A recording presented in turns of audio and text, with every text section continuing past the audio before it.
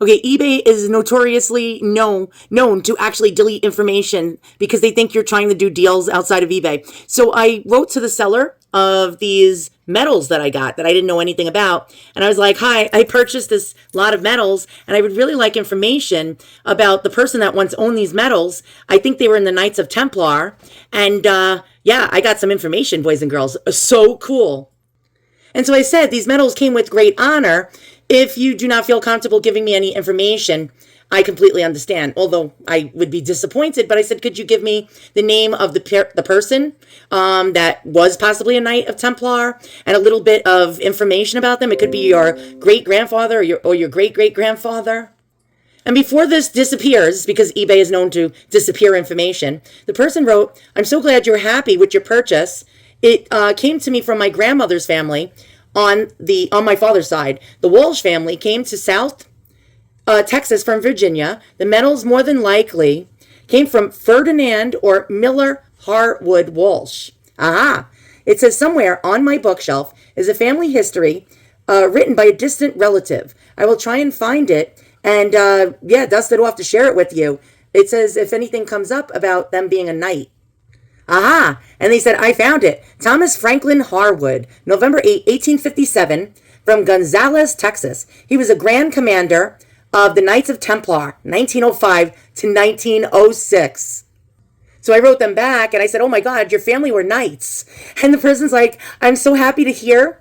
And I'm happy to hear and I'm glad the medals are in good hands and will be enjoyed by others and future generations. My grandmother would have been thrilled. Oh my God, this is so wonderful. Okay, so from what I'm seeing is it's 3 names in this person's family that were knights. One being Thomas Franklin Harwood, born on November 8th, 1857 from Gonzales, Texas, being the Grand Commander of the Knights of Templar from 1905 to 1906. The other name I was given was Miller Harwood Walsh, which shows up on Find a Grave as a Templar, and Ferdinand Walsh, I guess. Wow. Knights. This person has knights in their family. And this is Find a Grave. Now, I'm sorry, I'm filming my computer screen, so it's going to be blurry. But this is outrageous. All right, so let's look up more information. I love this. Oh, I got to show you the medals. Hold on a minute. Oh, but first, it says Thomas Franklin Harwood Gonzales, number 11. I guess that's the live, 1905. Wow. Okay, so we have here information. Let's click on that. Past Grand Commanders. And in hoc signo vinces. And that means in this sign, in the sign of this cross, we conquer. And this website, oh my God, I'm scrolling all the names. It tells you the past Grand Commanders. And I'm going to look for this particular one with, oh my God, I'm like really excited about this. I love history. And I love keeping the provenance with objects. Oh, here we go. It says here, Thomas Franklin Harwood. Gonzales, number 11. 1905. Let's hit the profile, boys and girls. Well, son of a gun. We even have a photo. We have a photo. Oh my God. And it says Sir Knight Thomas F. Harwood. Sir Knight. Oh my God. Does that mean like actually like a real knight? Or is it just a name? And then next to his name it says Right Eminent Grand Commander. What does that mean? I have no clue. And this is all in 1905. See, he's the top guy. The top guy on the totem pole here. So it says he served in 1905, born November 8th, 1837, and died November 30th, but it doesn't give us a date. It just says 0001. All right, I know this might be disrespectful, but I put antique Victorian brooches on here. Like I put it on a form, like a dress form, because I didn't know where these medals came from. I had no clue. So I just stuck them on here. And I have his great-grandmother's hair brooch on top of it. His great-grandmother's hair brooch. Now, I didn't want to ask further questions. What was her first name? I can get that. I'm going to probably get that information. But I didn't want to say like, for $62, you sold a whole entire lot of medals and from a knight. And also 14 karat gold brooch for $62. I didn't want to do that. That was like, if I say, can you give me the name of your grandmother for her hair brooch? That's real gold. You know what I mean? This might be sour grapes. So we have a clue here because this one was dated 1904.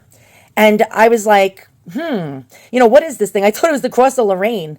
And I love look at the beautiful purple color. Do you see this? So this most likely has to be Thomas Harwood's. Yeah, Sir Knight. No, I don't think these are as old, but it came from the same lot and the same seller. This doesn't even have a name inscribed on it. But these are, I believe, Malta jewels. I think they call them, I said it with my New York accent, Malta jewels. They look old. I don't know how old they could be. Probably maybe from the 30s, the 20s, the early, maybe this time frame. We got 1904 on this guy over here. Okay, so Thomas Franklin Harwood was born in 1837. But then we have this other name that they gave me, which was Miller Harwood, born in 1888, died in 1961. And guess what? Okay, so it says right here, it says Taft Miller Harwood, Mr. Harwood, final rights to be today, 1961. It says blah, blah, blah. His father, the late T.F. Thomas Franklin Harwood, bought his first piece of land in San Patricio County in 1908. Harwood was an active member and former president of the Texas Historical Society. And here I am, I'm doing historical things. Wow, so I'm totally vibing with this family. Like this family that passed away. I don't know, it's creepy, but... And it also says here, had a personal collection of more than 350 letters, some dating back to the 1820s, handed down through his family. He made his home at 546 McIntyre, with his wife. Oh, we got a name. Wait, with his wife, the former Fannie Lou Dow. Oh, maybe this is the hairpin. But wait, let me look it up. Hold on. This guy was born in 1888, and that hair brooch was from the 1860s, 1870s. So it has to be the person's mother. Okay? So most likely his mother or his wife's mother's brooch. Interesting. Oh, it says he served as an officer in the First Presbyterian Church here for many years. He was a member of the Masonic Lodge at Gonzales, a Royal Arch Mason, and member of Commandery Number 11, Knights Templar at Gonzales. So I'm guessing either it's this guy's, the pins I just showed you. It's either this guy's or the other guy's. But now we got names attached to this, which makes this so much more better. It says he helped organize the Rio Grande Valley Historical Association. Before coming to Taft Harwood, served on the school board at Harlingen for 2 years in the 1920s and was president of the Harlingen Rotary Club. Aha! Okay, so we got all these school pins, which I'll show you. So here are some of the other pins, and they do say Rotary Club on them. Most of them being athletic awards, winning first, second, third place in cross country running, 1 mile runs, also archery, school pins, really cool, some sterling silver. And one of my favorites out of this lot, besides the other ones, is this one right here. This is definitely a Freemason pin. And it looks like it's a button piece, like it would go in a button lapel. And it's the symbol for in hoc signo Vincennes. I took Latin, I should know this. Signo, I think it's pronounced signo. In the sign of the cross, we will conquer. And I learned that actually in Latin. I took like half a year of Latin when I was like 12.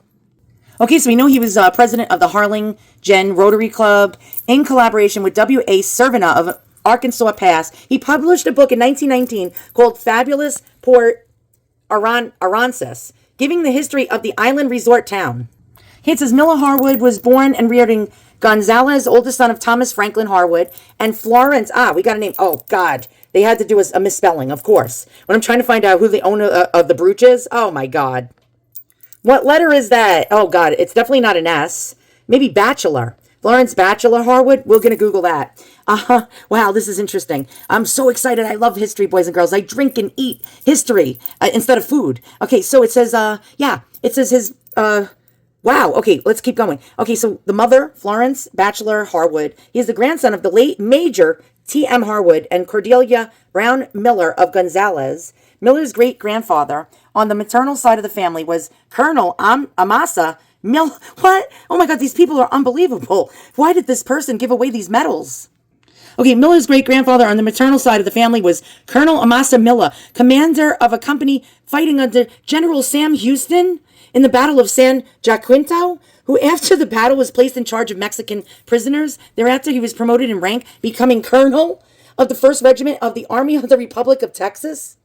Colonel Turner was a pioneer member of the Gonzales Presbyterian Church. Miller's father, the late T.F. Harwood, was his grandfather, Major Harwood, were prominent in the legal profession of Texas for many years, distinguished for their outstanding record, not only in their professional, but left a distinguished record of service in the advantage of religion, education, letters, culture in the highest sense. There's loads more, but I don't think you guys are interested. Something about his library on Texas history assembled through the years has been rated probably the finest in Texas. It was Miller's grandfather, Major T.M. Harwood, who has also left an outstanding record in the development of higher education in Texas, serving as a member of the Board of Regents of the University of Texas. Wow. Okay, also making frequent trips to Austin, overseeing the construction of the main building on the famous 40 acres back in 1883. It's what? A distinguished ancestry dating back to the revolutionary days and virtually every phase of religion, patriotic, cultural development is Miller's background. What? Okay, prominent in the annals of the Masonic Lodge, where his family, his grandfather, James F. Miller, was a pioneer member of the Gonzales Lodge. Were his family? What? Okay. He was the Grand Master of the Grand Lodge of Texas in 1873. What? Okay. I'm getting a little too excited. Sorry, guys. Miller's father was also a past what, the whole family were knights. I'm screaming. I'm sorry. It says, Miller's father was also a past Grand Commander of the Grand Commandery of Texas, a Presbyterian ancestry on both sides of the family. His father, grandfather on the paternal were dedicated leaders in the pioneer Presbyterian Church in Gonzales, as were the maternal grandfather, James F. Miller, and great-grandfather, Colonel Turner, all devoted in the service of the Lord, the spread of the gospel through the years. Parents, Thomas Franklin Harwood, another knight. Oh my God. The mother was Florence Cornelia Bachelor. We got the letter now. Harwood. I think that it might, no, I don't think it's her hairpin. I'll tell you why. Because that pin was made in the 1860s, 1870s. Okay, so it has to be before. Spouse, we got information. Claire Leviton Harwood. Children, Thomas Franklin Harwood and Margaret Roan Harwood Walsh. Okay, so now we're going back to Thomas Franklin Harwood. And no, I'm not paying you. They want you to pay for your loved one's information. But wait, this gets even crazier. Was a classmate of President Wilson, past Grand Commander of Texas of the Knights of Templar. Oh crap. He died of influenza, which infected his heart. And he died on Thursday, February 7th, 1929. Was that before the stock market crashed? Jeez Louise. He was the eldest son of Major T.M. Harwood and wife, who moved to Gonzales in 1857. Wow, this is an old family. Okay, so here we have the other person that was named. T.F. Harwood has for years held exalted Masonic position, being past Master Gonzales, Lodge number 30A, F and AM, past High Priest Gonzales, Royal Arch, Chapter number 5, past Commander Gonzales, Commander number 11, past Grand Commander of the Grand Commandery of Texas. He was also president of the Texas Historical Society or Association. I think I found out who the hair brooch is. We got his family members. There's Thomas Moore Harwood, by the way. Yeah, let's look at the picture of him because, yeah, these are the knights. And we got Cordelia Brown Harwood, born. Oh, wow, she was beautiful. And stop asking me to pay you. Oh my God. And that's why you don't want to give information about your family on the internet, because things like Find a Grave and Ancestry.com and 23andMe, they all buy your information. Well, they get your information and then they want to charge you for it. There we go. I think this is her hair brooch, boys and girls. She's even wearing jewelry. Imagine that was the hair brooch. I don't even know. I'm trying to see. Wow. All right. Holy cow. All right, so she was born in 1834 and died in 1926 at the age of 92. We got more photos of her, and I'm trying to see if I see that brooch in any of the pictures. And, no, I don't, but I think this is her brooch, boys and girls. Wow, so interesting. Somebody wrote this, amazing thing about her. Firm in her conversations, the beauty and strength of her character, the splendid ideals and high standard that actuated her life, exerted a really ennobling influence which was enhanced by those charming social graces and culture of the Old South. Hers was through a rich heritage and careful training. Indeed, her life combined in beautiful harmony all that was noblest and most gracious of that Southern womanhood of the past with that of a later day, thereby enhancing and enriching her influences. Oh my God, this is crazy. Glowing with that of beauty of a noble Christian womanhood. Its glow was caught by those lives she touched. Hers was a youth of spirit. Hers a sunny, bright disposition, and her wide and loving sympathies, kindly interest in a multitude of kindred and friends, their joys and sorrows, rendered brighter and more beautiful many a life. Living for a period of 68 years on the spot where she passed away, her attractive home was for many years the scene of numerous social affairs, being interwoven with social life of the town, and having been her light that dispensed the gracious southern hospitality. And there she continued to entertain many friends through her declining years, almost up to her time of illness. And when we come down to all of this, boys and girls, it's very sad. And I'm not knocking the person, the seller. Why? Why are you giving away all this amazing stuff? Like for pennies on the dollar. Why? This is your family's history. Oh my God, look at this. Why? Oh my God, your great grandmother's brooch. No, no, no. This stuff is not theirs. It's from my own collection. And why? No, no. You need to keep this stuff. In this sign, we conquer. No. And I looked closer upon further investigation. She is wearing hair jewelry. No, this is so cool, boys and girls. This is the coolest thing ever. You can see this brooch. That is definitely knotted. Yeah, knotted piece of hair in like some kind of a knot. And I looked at her wrist. And I see a hair jewelry bracelet that's definitely plaited hair with gold. And oh my God, she was a beauty. And she has hair dangly earrings or ear bobs. And yep, that's hair jewelry in the shape of acorns. Almost 100% certain that this is the owner of that hair jewelry. And the crazy part is I'm not, admonishing the seller and, but I just can't understand why would you get rid of your family's history? Hey, look, it's not up to me, right? But as a matter of fact, like my stepfather died and my husband's like, let's pawn his jewelry. We need the money.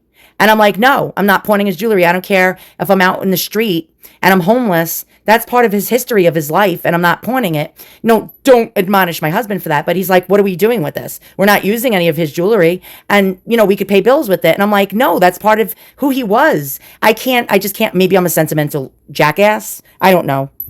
So I'm recording this video because I don't have a printer. And eBay's probably going to delete my correspondence. They're so afraid that they might lose 5 shekels. You might take a deal outside of eBay. So they delete like any kind of information. They have bots that go through your messages. So it's going to probably disappear. But I'm going to show you some of the other things that the seller is selling from their family that is of provenance for my pieces here that you see the Malta jewels and the 3 Malta jewels and the hairpiece on top. We also have the 1904 Templar pin and the In Hoc Signo Vincennes like lapel piece or button piece. All right, so we're going to look at some of the other items that come from this family. Oh my God, this is so heartbreaking. Don't sell it. Oh, don't sell it. And here's the family members. Some of them probably are the knights. And we got these 1860s photos. Oh my God. Yeah, no, don't sell it. Don't sell it. Don't sell it. It's not worth the money. These are probably the knights. The Knights of Templar. No, don't do it. Why? Why are you doing this? Oh my God. It's not their fault, boys and girls. Oh my God. Look at this. Is that a doughboy uniform? I don't even know. No, don't do it. And we even have, by the way, St. Mary Street is in San Antonio, Texas, and they had a great big flood in 1913. This is another historical photo. The whole family. Look at this. The whole family. Oh my God. No, don't sell the. Oh my God. I think this is the Harwood guy with the kids. And we saw all those sports medals. It runs in the family that they're very athletic. Which one of the family members are in this photo? I guess we'll never know. But here they are. The whole entire family of knights and exemplary people and like important people. I think this is Harwood again. The first Harwood. The older of the two. That was the Grand Commander. Oh my God. Even the family home is photographed. And it looks like they have multiples of the kids in the family. There's a name under there. I can't really see what it says. 1870s photo. Some 1870s photos here. Look at this. And I can't read the name. Darn. And it looks like it's in a Civil War. Yeah, he's wearing a Civil War uniform. Oh my goodness. And there's some information. The last name Walsh. Okay. So some of the people are named in the pictures. And is that the grandmother that kept all the stuff? Because in the description it mentions all the stuff was kept by the grandmother in a sealed some kind of sealed containers. You can get all that history for $425. I don't have it, boys and girls. I'd like to keep everything together. And they also sold this. I went under there, sold. Copy of a portrait of Black Hawk, Indian chief, which hangs in something art gallery in Madison, Illinois. Black Hawk gave this to grandfather Walsh. Oh my goodness. This is such historical stuff. And it says written by something Walsh on the back. Wow. Okay. Copy of portrait of Black Hawk, Indian chief, which hangs in something art gallery in Madison, Illinois. Madison, Illinois. Black Hawk gave it to my grandfather Walsh, with whom he was friendly. Oh my God, these people knew everyone. And they made a private listing for someone for $200. More family history. Gone. Gone like the wind. Look at this. This is a 1700s portrait, or very early 1800s. Hand painted before photographs were even a thing. And an 1860s watercolor, it looks like. Like, is that Napoleon? I don't even know. And another thing of theirs that sold for $600. Like, can you put a price on your family history? Is it priceless? Look at that. A silhouette. Even a silhouette. And dag frames. Wow, look at that. Dag frames. I can never say the word. Daguerreotype. I believe that's pronounced. And look at that. An 1860s photo right there. Oh, and let's look at the rest. Let's just look at the rest of the pictures. Look at these early pictures. Now, this is 1700s. It's a miniature portrait. No wonder it sold for so much. This is some kind of Dutch ceramic piece. I think they call this, what do they call that? I think flow blue or something, pottery. And we can see a hint of somebody here. This is probably 1850s. Probably 1850s. I'm not sure, but wow. Look at that. All right, so I'm gonna keep this video. So if anything, I don't think I'm gonna ever sell these Masonic pieces, but if I do, somebody will have the family history. And it's a great history. Oh, we can see a little silhouette of somebody over here. Oh, and even, look, a hidden person right there, almost invisible. And so I defaced their family history by adding some antique Victorian brooches and cameos and other stuff, but I'm going to keep this all together on here. Oh my God, my stomach is growling. Sorry. We got the hair brooch, most likely from that particular person I showed you the picture of. I could be wrong. What do I know? Oh my God, this is like, these things don't sell for very much. I see them selling for like $100, $60, stuff like that. There was a big meeting of the Knights of Templar in 1904 in San Francisco, and they had grand parades, and it went on for days in September. And apparently there's a lot of memorabilia that people collect from that time frame. We got that. Look at that. The Templar lapel pin, perhaps. And the Malta crosses here. But sadly, what do you think? I want you to write in the comments. Do you consider it a good idea to sell family history and just get rid of your family's history for money? Not like I'm not wronging the seller. I'm not bad-mouthing them or bashing them. I guess some people just aren't interested in that. But what do you think in the comments below? Should the family members have kept this stuff? And like my husband says, it's just junk. It's just taking up space. Let's just get rid of it. Let's hawk it. Let's pawn it. Let's throw it in a dumpster. What do you think? I want to hear what you say in the comments below.